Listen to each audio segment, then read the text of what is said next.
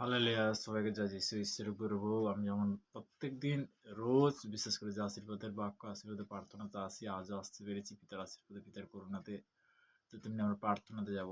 সর্বশক্তিমান ঈশ্বর পিতা, তোমার মহান আমি ধন্যবাদ করি পিতা। স্বর্গপিতার সিংহাসন পিতার পাদবীতে চন্দ্র নিয়ে অসংখ্য ধন্যবাদ করি পিতা।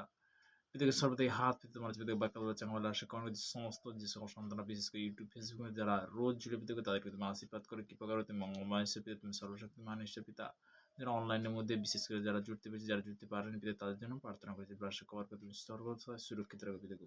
পিতাকে সর্বদাই মুহূর্তে প্রার্থনা সমস্ত ভারতবর্ষের বিভিন্ন প্রান্তে থেকে বিশেষ করে যারা ইন্টারনেট সৈনিক তাদের জন্য প্রার্থনা প্রার্থনা করার পর তাদের সুরক্ষিত রাখো পিতাকে। তুমি সুরক্ষিত বান ঈশ্বর পিতাকে, তুমি সর্বশক্তিমান ঈশ্বর পিতা। এই প্রার্থনা মিষ্টিবেন মহান যিশু নাসরের নাম থেকে জানাম, আমেন, আমেন। হালেলুয়া! প্রভু স্তুতি হোক।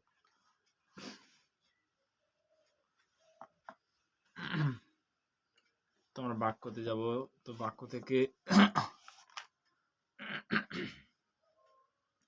যেসায়া তার 65 অধ্যায় 24 পদ।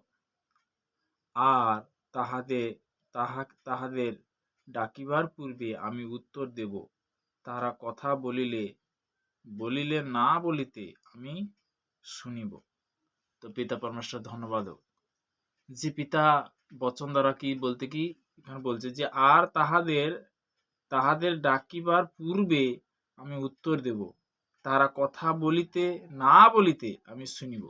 পিতা পুত্র পবিত্র আত্মা নামে বলতে কি সর্বদাই যে আমরা অনেক সময় যে কি প্রয়োজন, কিন্তু পিতা পরমেশ্বর কি করে, তিনি হলেন যোগানকারী ঈশ্বর।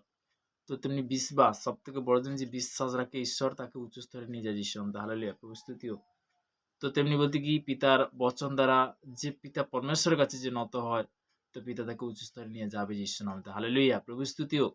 তো তেমনি বলতে কি যে পিতা জানে যে যে আমার সন্তান আমার জন্য কতটা কি মেহনত করছে না করছে, সেটা কিন্তু পিতা পরমেশ্বর জানে। তার দৃষ্টি এটুকু না, সে কি দেখতে পায় না। তো তেমনি বলতে কি বচন দ্বারা এখানে প্রভুর বচনকে বলছে, আর তাহাদের ডাকিবার পূর্বে আমি উত্তর দেব, তাহারা কথা বলিতে না বলিতে আমি শুনিব। কে শুনবে? পিতা পরমেশ্বর।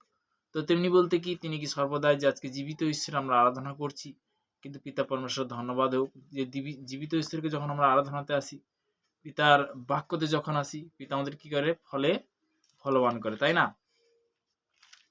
তো তেমনি বলতে কি প্রার্থনা পারে বন্ধন ভাঙতে, প্রার্থনা পারে সঠিক পথ দেখাতে।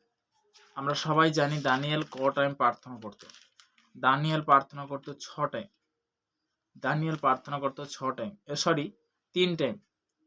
তো 6 অধ্যায় তার 10 পদে, দানিয়েল তার 6-10 পদে দানিয়েল 3 টাইম প্রার্থনা করতো। তো তেমনি 3 টাইম প্রার্থনা বিষয়ে এখানে প্রভু বচন বলছে, পুত্রখানি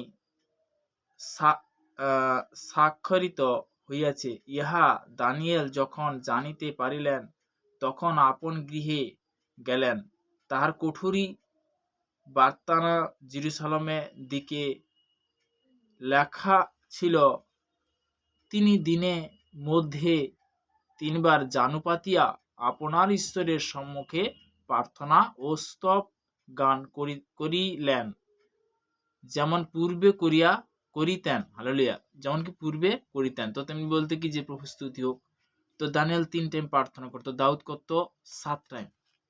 তো গীত সংগীতাতে কিন্তু আমরা দাউদের অনেক বহুত বচন পড়েছি। তো তেমনি বলতে কি যে সর্বদাই আমি অনেক আগে বাক্য শেয়ার করেছিলাম যে দাউদের সন্তান, তার নাম হলো কি সলোমন। তো সলোমন বলতে কি সলোমন বহুত বুদ্ধিমতী ছিল। তবে একটা জিনিস কি, সেই বাক্যতে আমি অবশ্যই যাব, বাক্যটা অনেক আগেও শেয়ার করেছিলাম। হিতোপদেশ তার 23 অধ্যায় 22 পদ, 1 রাজা বলি তার আমরা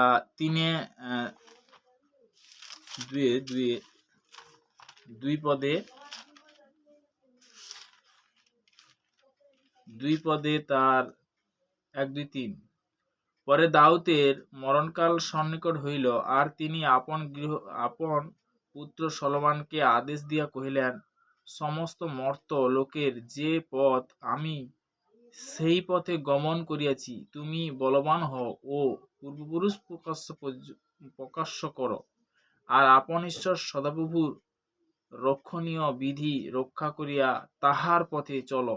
মসির ব্যবস্থা লিখিত তাহার বিধি তাহার আজ্ঞা তাহার শাসন ও তাহার সাক্ষা সকল পালন করো, যেন তুমি যে কোনো কার্য করো ও যে কোনো দিকে ফিরো বুদ্ধিপূর্বক চলিতে পারো। তো তেমনি বলতে কি যে মরণ বলতে কি যে এখানে বলতে কি যে দাউদের যখন বলতে কি মরণকাল মানে সন্নিকট হইল, আর তিনি আপন পুত্র সলোমনকে আদেশ দিয়া কহিলেন, সমস্ত মর্তলোকের যে পথ আমি সেই পথে গমন করিতেছি। বলতে যে সে মৃত্যুর সময় সে কিন্তু বলে গেছিল যে তুমি যদি কিছু প্রয়োজন হয় পিতা পরমেশ্বরের কাছে কি করবে, প্রার্থনা করবে, তার কাছে বুদ্ধি চাইবে। তো তেমনি বলতে কি সলোমনকে তার পিতা শিক্ষা দিয়ে গেছিল। কিন্তু তিনি নেক্সট বচনে কি বলছে, 3:5-6 এক রাজা বলি 3:5-6 গিয়নের সদাভু রাত্রিকালে স্বপ্নযোগে সলোমনকে দর্শন দিলেন।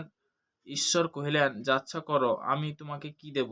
সলোমন কহিলেন, তোমার দাস আমার পিতা ছিলেন দাউদ সত্য ধার্মিকতা ও তোমার উদ্দেশ্যে হৃদয়ে সরলতা তোমার সাক্ষাতে যেমন চলিতেন, তেমনি তাহার প্রতি তত্ত্বস্বরূপ মহাদয়া প্রদর্শন করিয়াছ, আর তাহার প্রতি এই মহাদয়া করিয়াছ যে তাহার সিংহাসনে বসিবার জন্য এক পুত্র তাহাকে দিয়াছ, যেমন অদ্য রহিয়াছে।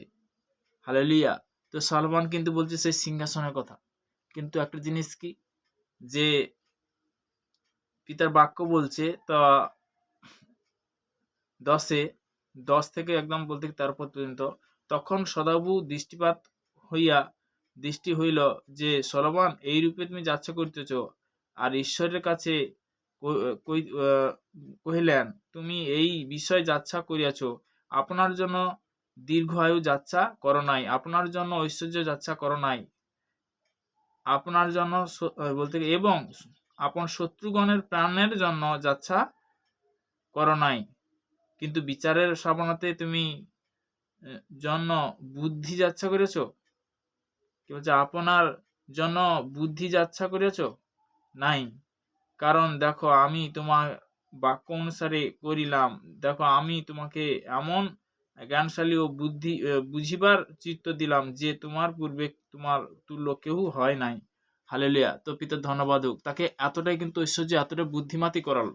তো তেমনি বলতে কি পিতা পরমেশ্বরের ধন্যবাদ হোক। তো আমরা কি করব, দীর্ঘ আয়ের জন্য প্রার্থনা করব। সর্বশক্তি মহান ঈশ্বর পিতা, যে সকল সন্তানরা আজকে বিশেষ করে ইউটিউব ফেসবুকে যারা দেখছি পিতাগো, তাদেরকে দীর্ঘ আয়ুতে তুমি আশীর্বাদ করো, কৃপা করো পিতা। পিতাগো সর্বদা এই মুহূর্তে প্রার্থনা করছি পিতাগো, ঐশ্বর্যের জন্য প্রার্থনা করছি, তুমি যতটা প্রয়োজন পিতাগো ততটাই তুমি দেবে যীশু নামতে। পিতাগো এর থেকে বেশি আমি চাহাত করছি না পিতাগো। পিতাগো সর্বদা যদি ঐশ্বর্য বেশি হয় পিতাগো, সেই লোভ লালসা যেন আমার মন থেকে আমি ক্যান্সেল করি যীশু নামতে। পিতাগো সর্বদা যতটা প্রয়োজন ততটাই তুমি দেবে যীশু নামতে। পিতাগো যে সকল সন্তান যারা শুনছে বা দেখছে পিতাগো, তাদেরকে তুমি মহা আশীর্বাদ করো পিতাগো। পিতাগো সর্বদা বিশেষ করে যে তোমার বাক্য বলছে তোমার শত্রুর জন্য প্রাণের জন্য তুমি প্রার্থনা করো নাই পিতাগো, সেই যে তোমার বাক্য বলেছো মার্ক লিখিত সুসমাচার 11 অধ্যায় 25 পদে, যে আর তোমরা যখন প্রার্থনা করতে যদি কারোর বিরুদ্ধে কোনো কথা থাকে তাকে তুমি ক্ষমা করার জন্য স্বর্গস্ব পিতা তোমার অপরাধ সকল ক্ষমা করে।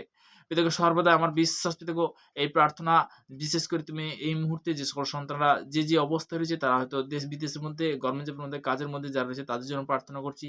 যারা বিশেষ করে যে অবস্থায় রয়েছে ভারতবর্ষ বিদেশে বিশেষ করে তারাও শুনছে পিতাগো, তাদেরকে তুমি এই সেম আশীর্বাদ করো পিতা। পিতাগো তাদেরকে সঠিক পথ সঠিক রাস্তা তুমি দেখো পিতা, এই আমার চাহাত পিতা। এই প্রার্থনা মিষ্টি মহান যিশু নাসের নাম থেকে চালাম, আমেন আমেন। হালেলুয়া। সবাইকে জয় যিশু।